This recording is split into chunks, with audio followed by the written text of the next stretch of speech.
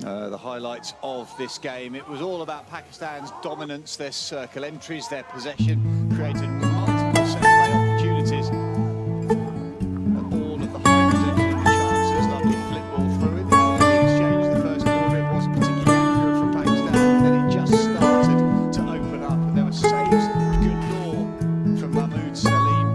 Penalty corner save, and then getting across on the rebound, for example. His defenders working around his shoulders. But Pakistan with high possession, slide balls in, and deflections and tip-ins, backhand and forehand.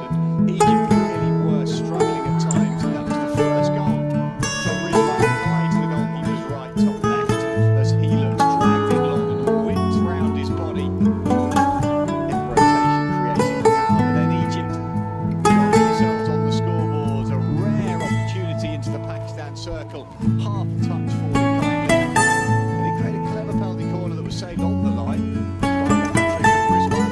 Sorry, the hat-trick player Rizwan. He got his second with an absolute beautifully executed flick, dragged in and flicked high to the goalkeeper's top left, pretty much unstoppable off the angles that he had. Baseline play, Salim again called into action.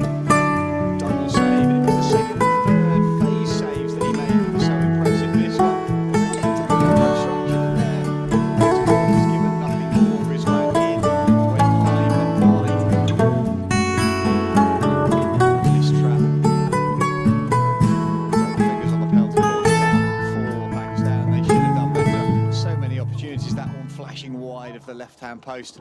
But then Rizwan gets his third, driven low past Salim's right hand, and that was pretty much the death knell for Egypt. They did create occasional opportunities. That one with just a few moments to go, you thought really needed to have gone in. That's a replay of the third goal that we have talked about. This one I think goes high, and Salim gets an extended left hand